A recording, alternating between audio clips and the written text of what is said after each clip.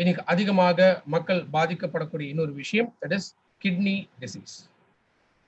So இந்தியாவை பொறுத்த வரைக்கும் கிட்டத்தட்ட 10 பேர் இருந்தாங்கன்னா அந்த 10 பேர்ல ஒருத்தருக்கு கிரானிக் கிட்னி டிசீஸ்.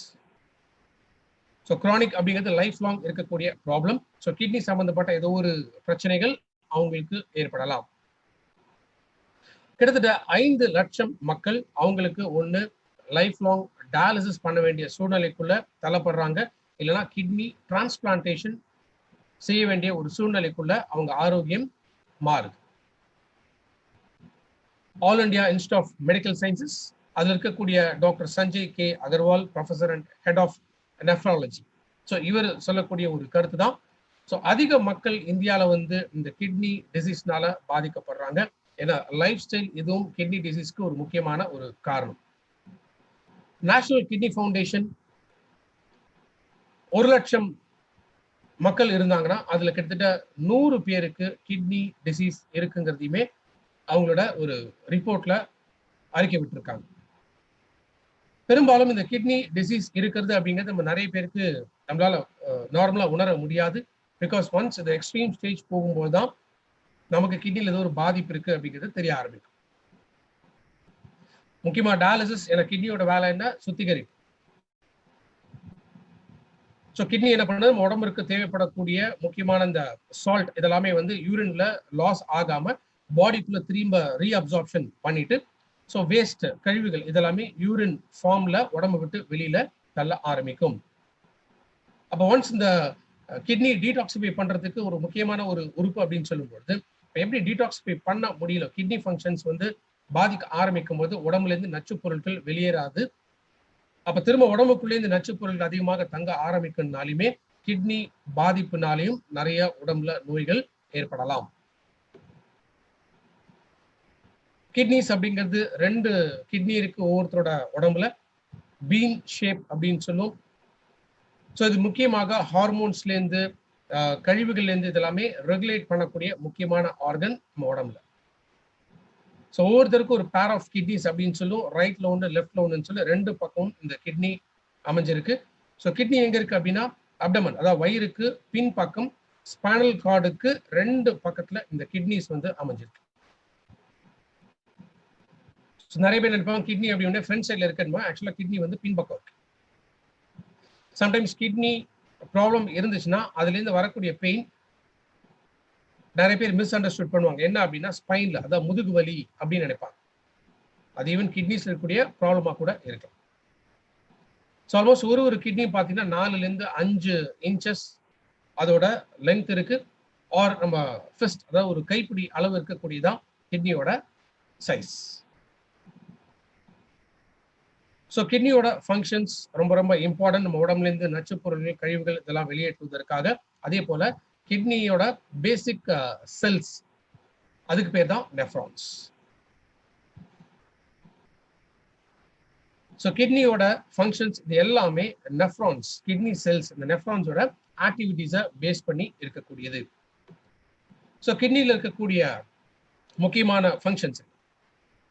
ஸோ கிட்னியை பொறுத்த வரைக்கும் நம்ம உடம்புல இருக்கக்கூடிய அளவுக்கு அதிகமாக இருக்கக்கூடிய நீர் இது யூரின் மூலமாக வெளியே தரணும். அதே போல பொதுவாக ரத்தத்துக்குன்னு ஒரு குறிப்பிட்ட விஸ்காசிட்டி, ஒரு திக்னஸ் இருக்கு. ஸோ ரத்தத்திலுமே அதிகமாக நீர் சேர ஆரம்பிக்கும் போது என்ன ஆகுதுன்னா அந்த திக்னஸ் குறைய ஆரம்பிக்கும். அப்போ ரத்த ஓட்டம் இன்னும் ஸ்பீடாகும். ஸோ ப்ரெஷர் வந்து ஏற ஆரம்பிக்கும். இப்போ கிட்னி ஃபங்க்ஷன் கரெக்டாக இருந்துச்சு அப்படின்னா ஸோ பிளட்ல இருக்கக்கூடிய எக்ஸஸ் வாட்டர் ஆர் ஃப்ளூயிட்ஸ் எதுவுமே உடம்புல இருந்து யூரின் வழியாக வெளியில தள்ள ஆரம்பிக்கும். Reabsorption of salts, sodium, potassium, இந்த மாதிரி நம்ம உடலுக்கு தேவைப்படக்கூடிய முக்கியமான சில சால்ட் இதெல்லாமே வந்து யூரின்ல லீக் ஆகி போகாம இந்த ரீஅப்சார்ப்ஷனை இன்க்ரீஸ் பண்ணி தேவையில்லாத கழிவுகளை உடம்புல இருந்து வெளியில தள்ள ஆரம்பிச்சோம்.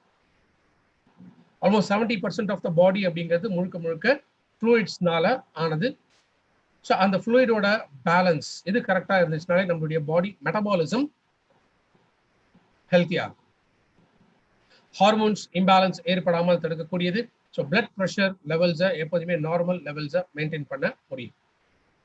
அண்ட் மெயினாக கிட்னி ஃபங்க்ஷன் கரெக்டாக இருந்துச்சுன்னா தான் ஒரு active form of vitamin D. ஏன்னா போன்ஸுக்கு ஸ்ட்ரென்தன் பண்ணக்கூடியது முக்கியமாக என்ன, விட்டமின் டி. விட்டமின் டி இருந்தால் தான் என்ன ஆகும், கால்சியத்தோட அப்சார்ப்ஷன் வந்து கரெக்டா இருக்கும். ஸோ எலும்புகள்ல தேய்மானம் வராமல் தடுக்கக்கூடியது மெயினா கிட்னியோட ஒரு ஃபங்க்ஷன். ஸோ அப்போ கிட்னி ஃபங்க்ஷன்ஸ் அஃபெக்ட் ஆக ஆரம்பிக்கும் போது கிட்னியோட பேசிக்கான இந்த ஃபங்க்ஷன்ஸ் எல்லாமே அஃபெக்ட் ஆகும். ஸோ உடம்புல இருக்கக்கூடிய நச்சுப் பொருட்கள் வெளியேறாமல் உடம்புக்குள்ளேயே தங்க ஆரம்பிக்குது. சால்ட் பாடியில இன்க்ரீஸ் ஆக ஆரம்பிக்கும். ஸோ அகைன் எதுவுமே ஹார்மோன்ஸை டிஸ்டர்ப் பண்ண ஆரம்பிக்கும். ஸோ பலவிதமான டிசீஸ் கிட்னி ஃபங்க்ஷன்ஸ்னாலுமே ஏற்படக்கூடியது. ஸோ என்னென்ன காரணங்களால இந்த கிட்னி சம்பந்தப்பட்ட நோய்கள் ஏற்படலாம்? ஒன்று சர்க்கரை நோய், இல்லை டயபெட்டிஸ், நீரிழிவு நோயோட முக்கியமான ஒரு காம்ப்ளிகேஷன் என்ன அப்படின்னு கேட்டீங்கன்னா கிட்னிஸை பாதிக்கும். ஏன்னா எக்ஸஸ் சுகர் என்ன ஆகுது, யூரின் வழியா வெளியில போக ஆரம்பிக்குது. அப்ப கிட்னி இந்த எக்ஸஸ் சுகர், அதுவும் இந்த பேட் சுகர்னால என்ன ஆகும்னா கிட்னியோட ஃபங்க்ஷன்ஸ் ஆர் நெஃப்ரான்ஸ், கிட்னியோட செல்ஸ் இருக்குல்ல, அந்த செல்ஸ் வந்து டோட்டலா டேமேஜ் ஆக ஆரம்பிக்கும். அப்ப கரெக்டா கிட்னியோட ஃபங்க்ஷன்ஸ் வந்து மெயின்டைன் ஆகாது. ரெண்டாவது, ஹை பிபி இருந்துச்சுனாலுமே என்ன ஆகும், அந்த சால்ட்டோட கண்டென்ட் அதிகமாகுது, பிளட் ப்ரெஷர் இன்க்ரீஸ் ஆக ஆரம்பிக்கும். ஆர் பிளட் சர்க்குலேஷன், அந்த ப்ரெஷர் பிளட் வெசல்ஸ்ல அது ஏற்படக்கூடிய ப்ரெஷர் வந்து அதிகமாயிட்டே வரும். கார்டியோ வாஸ்குலர் சிஸ்டம் டோட்டலா அஃபெக்ட் ஆக ஆரம்பிக்குது. அண்ட் ஃபேமிலி ஹிஸ்டரியில கிட்னி ப்ராப்ளம்ஸ் இருந்தாலுமே அது ஹெரிடிட்டரியா, பரம்பரையாக இருக்கிற எல்லாருக்குமே இந்த பாதிப்பை ஏற்படுத்தக்கூடியது. ஸோ கிட்னி ப்ராப்ளம்ஸ் இருக்கு அப்படிங்கிறத நம்ம எப்படி தெரிஞ்சுக்க முடியும்? சிம்டம்ஸ், அறிகுறிகள். யூரினேஷன், யூரின் போகும்போது சில சேஞ்சஸ் நம்ம பார்க்க ஆரம்பிக்கலாம். ஒன்று, ரொம்ப அதிகமாக யூரின் போனாலும் சரி, இல்லை ரொம்ப குறைவான யூரின் போனாலுமே கிட்னியில் எதுவும் பாதிப்பு இருக்கு அப்படிங்கிறது அர்த்தம். யூரினோட கலர், ஸோ ரொம்ப எல்லோ, டார்க் எல்லோ அந்த மாதிரி கலர்ல போனாலும் சரி, சம்டைம்ஸ் என்ன பிளட் வந்து யூரின்ல போக ஆரம்பிக்கும். ஸோ அந்த கலர் வந்து அப்படியே டார்க்காக மாற ஆரம்பிக்கும். இல்லை ரொம்ப நுரைச்சிக்கிட்டு யூரின் போனாலும் கிட்னி ஃபங்க்ஷன்ஸ் ஏதோ ப்ராப்ளம் இருக்கு. ஆர் யூரின் போன பிறகு பபுள்ஸ் அதிகமாக ஃபார்ம் ஆனாலுமே ஏதோ சம் இஷ்யூஸ் கிட்னியோட ஃபங்க்ஷன்ஸ்ல இருக்கு.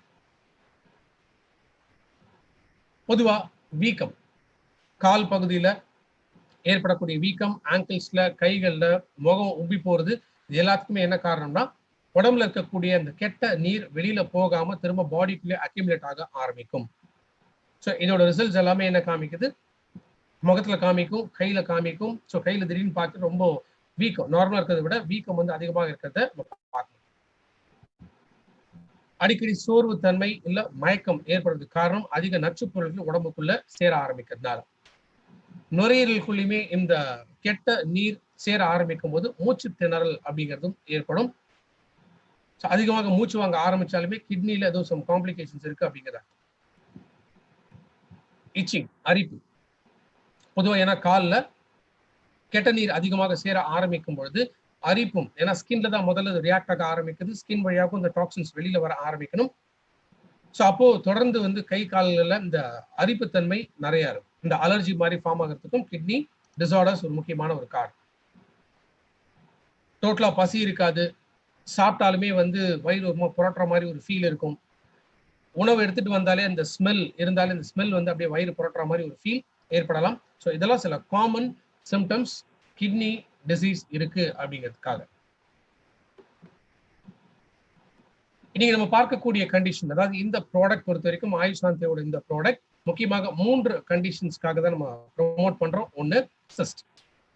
ஸோ கிட்னிஸை சுற்றி இருக்கக்கூடிய கட்டிகள் இருக்கலாம், ஒரு இன்ஃப்ளமேஷன், அந்த வீக்கம் வந்து ஏற்படலாம். ரெண்டாவது, ஸ்டோன்ஸ். ஸோ ஸ்டோன் ஃபார்மேஷன்ங்கிறது ரொம்ப காமனாக இருக்கக்கூடிய ஒரு ப்ராப்ளம். ஸோ அதிக சால்ட் நம்ம பாடியில் இருந்துச்சுன்னா என்ன ஆகும், நம்ம உடல் அது வெளியில தள்ள பார்க்கும். இன்கேஸ் பாடினால அந்த நச்சுப் பொருள்களை, கழிவுகளை வெளியேற்ற முடியல அப்படின்னா இந்த பார்ட்டிகல்ஸ் ஆர் இதெல்லாமே கிறிஸ்டலைஸ் ஆக ஆரம்பிக்கும். ஏன்னா நம்ம பாடியோட ரெண்டாவது ப்ராசஸ், அதான் இந்த புட் அசைட் ஃபேஸ், நச்சுப் பொருள்களை வெளியேற்றத்துக்கான ரெண்டாவது ப்ராசஸ் இது. ஸோ அந்த சூழ்நிலையில இப்போ உடம்புனால நச்சுப் பொருள்களை வேர்வை மூலமாகவோ, சளி மூலமாகவோ, இல்லை இருமல் மூலமாக, யூரின் மூலமாக வெளியேற்ற முடியல அப்படின்னா அதுல இருக்கக்கூடிய சால்ட் எல்லாம் என்ன ஆகும்னா கிறிஸ்டலைஸ் ஆக ஆரம்பிக்கும். ஸோ அது கல்லாக மாற ஆரம்பிக்கும். ஸோ கல் அந்த டியூப்ல வந்து டிராவல் ஆகும்போது யூரிட்டர்ல போய் தங்க ஆரம்பிச்சிச்சு அப்படின்னா நமக்கு அதிக வலி இருக்கும். எஸ்பெஷலி பின்பக்கம் வந்து அதிக வலி தெரிய ஆரம்பிக்கும். மூன்றாவதா யூரினரி இன்ஃபெக்ஷன், சிறுநீரக தொற்று. இது மூன்றும் காமனா இருக்கக்கூடிய சில ப்ராப்ளம்ஸ். இது எல்லாருக்குமே பிகாஸ் சீசனல் ப்ராப்ளம்ஸை கூட யூரினரி இன்ஃபெக்ஷன்ஸ் வந்து ஏற்படலாம். ஆர் அதிகமாக தண்ணி குடிக்கிற பழக்கம் இல்லாதவங்களுக்கு என்ன ஆகும்னா இந்த கிறிஸ்டலைசேஷன் ஃபார்ம் ஆகும். ஸோ அதனால கூட ஸ்டோன்ஸ் ஃபார்ம் ஆகலாம். ஸோ கிட்னி ஃபங்க்ஷன் ப்ராப்பராக இல்லைன்னா இந்த தேவையில்லாத கழிவுகள் இதெல்லாமே கட்டிகளாகவும் மாற ஆரம்பிக்கலாம். பிகாஸ் இதுதான் 3வது ஸ்டேஜ். ஸோ இந்த கட்டிகள் இது கேன்சரா மாறதுக்கான வாய்ப்புகளும் இருக்கு. ஸோ இந்த 3 கண்டிஷன்ஸ் நம்ம ப்ரொமோட் பண்ணக்கூடியதான் ஆயுஷ் சாந்தியில் இருக்கக்கூடிய கிட்னி ஹெல்த்ங்கிற இந்த ப்ராடக்ட். ஃபர்ஸ்ட்ல இருக்கக்கூடியது ஆம்லா. ஆம்லாங்கிறது முழு நெல்லிக்காய். ஸோ ஆம்லா எடுக்கிறதுனால இது ஒரு பவர்ஃபுல் ஸ்டோன் பிரேக்கர். யூரிட்டர்ல ஆர் சிறுநீர் பையில கல்ல உடைக்கக்கூடிய தன்மை ஆம்லாக்கு இருக்கு. அதே போல யூரின் போகும்போது அதிக எரிச்சல், நமச்சல், ஏன்னா இதுவும் ஒரு காம்ப்ளிகேஷன் யூரினரி ட்ராக்ட் இன்ஃபெக்ஷன்ஸ்ல. ஸோ அந்த எரிச்சல் இல்லாம ஃப்ரீயா யூரின் போகிறதுக்கு ஆம்லா முக்கியமான ஒரு இன்கிரிடியன்ட் கிட்னி ஹெல்த்ல இருக்கு. அடுத்து நம்ம பார்க்கக்கூடியது வருண் அப்படிங்கிற ஒரு மூலிகை. வருண் அப்படிங்கிறது மரலிங்கம் அப்படின்னு சொல்லுவோம். ஸோ இந்த மூலிகை வந்து ஸ்டோன்ஸ், கல் உருவாகக்கூடிய என்சைம்ஸ், இதை நியூட்ரலைஸ் பண்றதுனால அந்த சால்ட் கிறிஸ்டலைசேஷன் ஆகாது. அதனால ஸ்டோன் ஃபார்மேஷன் ஆகாம தடுக்க முடியும். ஸோ நம்ம உடம்புல இருந்து இந்த கல்லை நேச்சுரலாகவே உடைக்கக்கூடிய ஒரு தன்மை வருண் அப்படிங்கிற இந்த ஹர்ப்ல இருக்கு. அடுத்ததா கோக்ஷூர் அப்படின்னு சொல்லுவோம். இந்த கோக்ஷூர் அப்படிங்கிறது இது ஒரு அற்புதமான ஒரு மூலிகை. நெருஞ்சி அப்படின்னு சொல்லக்கூடியதான் இந்த கோக்ஷூர். ஸோ இந்த கோக்ஷூர் இது வந்து ஒரு பெஸ்ட் டயூரிட்டிக்கா ஒர்க் ஆகும். மோஸ்ட்லி இந்த கிட்னி காம்ப்ளிகேஷன்ஸ்ல ஹார்ட் ரிலேட்டட் ப்ராப்ளம்ஸ் இருக்கும்போது டாக்டர்ஸ் எப்போதுமே ஒரு டயூரிட்டிக் வந்து ரெக்கமெண்ட் பண்ணுவாங்க. ஏன் அப்படின்னா பிளட்டோட திக்னஸை கம்மி பண்ணி பிளட் சர்க்குலேஷன் வந்து ஸ்ட்ரீம்லைன் பண்றதுக்காக. ஸோ அதே போலதான் இந்த கோக்ஷூர் நெருஞ்சி அப்படிங்கிற இந்த மூலிகை இது ரத்த ஓட்டத்தை சீராக்கும். அதே போல ஃப்ளூயிட் ரிட்டென்ஷன், அதாவது நீர் தக்க வைக்கக்கூடிய தன்மையை வந்து அதிகப்படுத்தும். ஸோ எக்ஸஸ் லாஸ் ஏற்படாமல் தடுக்கக்கூடியதான் கோக்ஷூர். இன்ஃபேக்ட் ஈவன் கோக்ஷூர் வந்து செக்ஷுவல் ப்ராப்ளம்ஸ் இருக்கிறதுக்குமே ரொம்ப ரொம்ப எஃபெக்டிவ். எஸ்பெஷலி ஆண்கள் பொறுத்த வரைக்கும் ஹார்மோன் இம்பேலன்ஸ் அதை கரெக்ட் பண்ணக்கூடியது. டெஸ்டோஸ்டிரோன் இந்த ஹார்மோன்ஸோட ப்ரொடக்ஷனை அதிகப்படுத்த முடியும். ஸோ சில காமன் ப்ராப்ளம்ஸ், செக்ஷுவல் ப்ராப்ளம்ஸ் இருக்கக்கூடியது எரெக்டைல் டிஸ்ஃபங்க்ஷன். ஸோ இந்த பாதிப்புகள் வராமல் தடுக்கக்கூடியது கோக்ஷூர். அடுத்ததா பஷன் பேடா அப்படின்னு பார்க்கணும். சிறுபிள்ளை அப்படின்னு சொல்லக்கூடியதான் இந்த மூலிகை. ஸோ பஷன் பேடா இந்த வார்த்தையை வந்து நம்ம ரெண்டா பிரிக்கலாம்.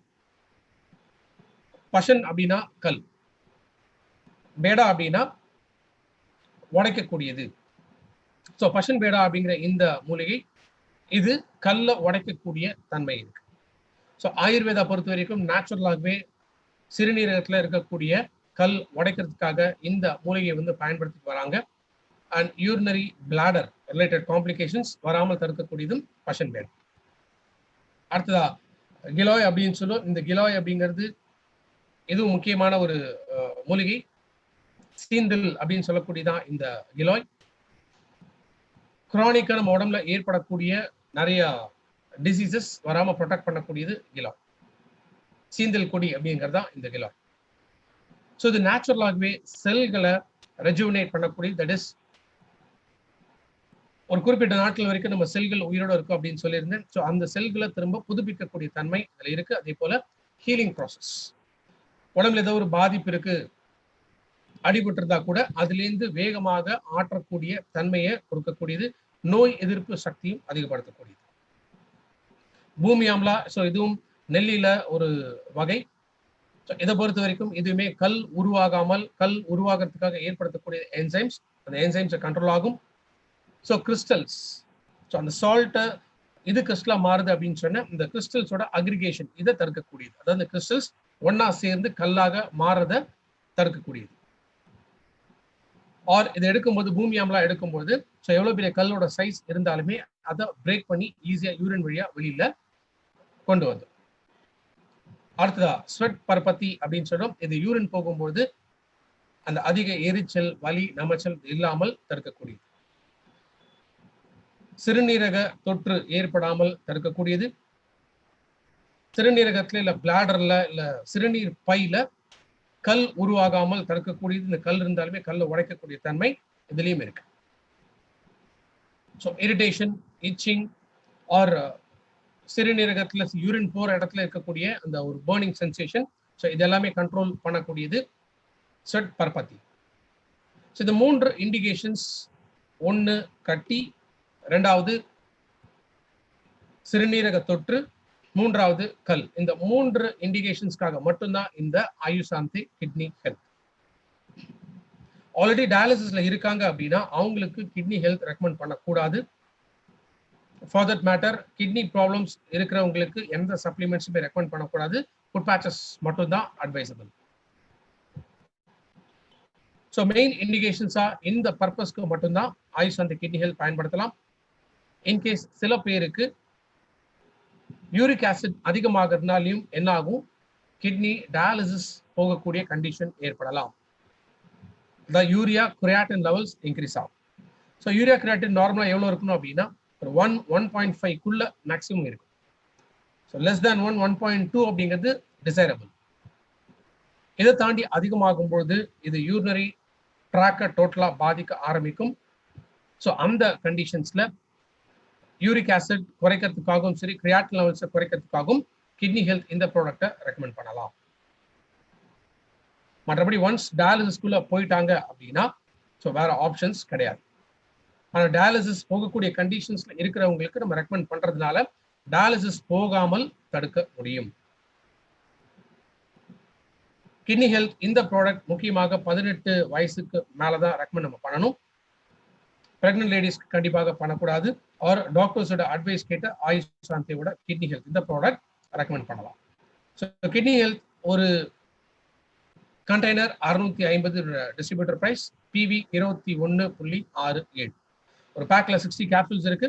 ஸோ அட்லீஸ்ட் டெய்லி ஒரு 2 to 3 கேப்சூல்ஸ் கன்சியூம் பண்ணிட்டு வரதுனால கிட்னி ரிலேட்டடான இருக்கக்கூடிய ப்ராப்ளம்ஸ், கட்டிகள் உருவாகாமல் தடுக்க முடியும். கல் உடைக்கக்கூடிய தன்மை ஆர் கல் உருவாகாமல் தடுக்க முடியும். மூன்றாவதா யூரினரி ட்ராக் இன்ஃபெக்ஷன்ஸ் ஏற்படாமல் தடுக்க முடியும். ஸோ ஆயுசாந்தில இந்த 3 ப்ராடக்ட்ஸ் இன்னைக்கு நம்ம பார்த்திருக்கோம். ஒன்று kidney health, vital complex and Toxclean. So chronic disease இருக்கிறவங்களுக்கு டாக்ஸ்கிளீன் அண்ட் வைடல் காம்ப்ளெக்ஸ் இந்த 2 ப்ராடக்ட்மே ரெக்கமெண்ட் பண்றது ரொம்ப ரொம்ப இம்பார்ட்டன்ட். பிகாஸ் டயபெட்டிஸ்ல ஹார்ட் ப்ராப்ளம் இருக்கும்போது மெயினா மல்டிபிள் ஆர்கன் டேமேஜஸ் ஏற்படும். ஸோ அதை குறைக்கிறதுக்காக ஒன்று டாக்ஸ்கிளீன், ரெண்டாவது வைடல் காம்ப்ளெக்ஸ். கிட்னி ரிலேட்டட் ப்ராப்ளம்ஸ் இருக்கிறவங்களுக்கு கிட்னி ஹெல்த் ரெக்கமெண்ட் பண்ணலாம். நான் சொன்ன இந்த மாதிரியான இண்டிகேஷன்ஸ், ஸோ யூரின் போகும்போது அதிக எரிச்சல், வலி, நமைச்சல் இருந்தாலும் சரி, ஆர் பபிள்ஸ், யூரின் போகும்போது பபிள் ஃபார்மேஷன் இருந்தாலும் சரி, ஆர் ஒரு மாதிரி நுரைச்சிக்கிட்டு யூரின் போனாலும் சரி, இதெல்லாமே ஒரு சில பேசிக்காக இருக்கக்கூடிய சில சிம்டம்ஸ். யூரின் கலர் மாறுது, ஸ்மெல் யூரின்ல வந்து அதிகமாக இருக்கு. ஸோ இது எல்லாமே யூரினரி ட்ராக்ல ஏற்படக்கூடிய இன்ஃபெக்ஷன்ஸ். ஸோ இந்த கண்டிஷன்ஸ்க்காக கிட்னி ஹெல்த் ப்ராடக்ட் எக்ஸ்க்ளூசிவ்